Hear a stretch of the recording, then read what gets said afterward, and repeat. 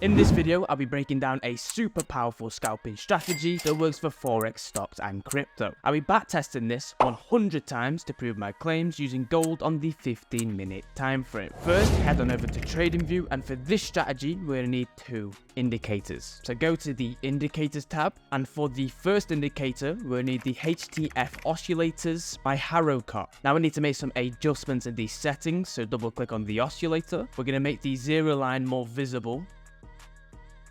And we're also going to uncheck the box where it says tables. Okay, so this oscillator pretty much works like a basic RSI. Once you're below the zero level, price is oversold and you're going to be looking to take longs. And once we're above the zero level, we're going to be looking to take shorts since price is overbought. So in this strategy, this is going to be used for our entry confirmation. So now let's go and get the entry signal indicator. And for the second indicator, we'll need the envelope RSI buy sell signals. Okay, so now we need to make some adjustments in the settings to this also. We're going to head on over to input, change the envelope length from 8 to 24, and now we're set up. Okay, so in this strategy, this is going to be used for our entry signals. Price will print a green buy label when we're looking to take a long, and it will also print a sell red label when we're looking to take a short. So now let's go and break down the entry criteria.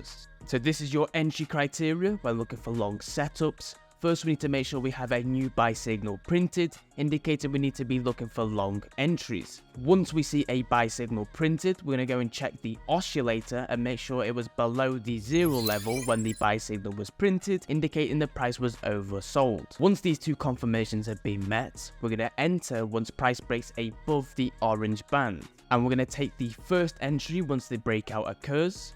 And the stop loss will always be below the most recent swing low, and we're going to be targeting a 1 to 2 risk to rewards.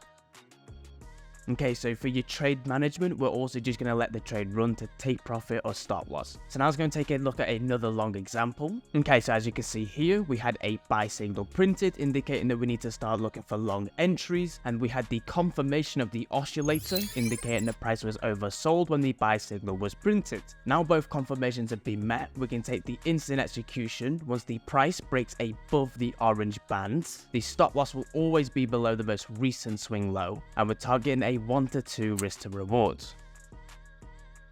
Okay, perfect. So now let's go and break down the sell criteria. Okay, so this is your entry criteria when looking for short positions. First, we need to make sure there's a new sell signal printed, indicating we're looking for a sell entry. Then we're going to check the confirmation indicator, which is the HTF oscillator, is also above the zero level once the sell signal was printed, indicating the price was overbought. And once these two confirmations have been met, we're going to take the instant execution once price breaks below the orange middle band. The stop loss will be above the most recent swing high, and we'll be targeting a 1 to 2 risk to reward. Okay, so now let's go and take a look at another short example. So as you can see, we had a new sell signal printed, indicating we need to start looking for short positions. We also had the HTF oscillator above the zero level, indicating we're overbought. So now we can take the instant execution once price action breaks below the orange bands, stop loss above the most recent swing high, and we will be targeting a 1 to 2 risk to reward. Okay, so I really like this strategy so far. I'm going to go and back test this 100 times and come back to you with the results.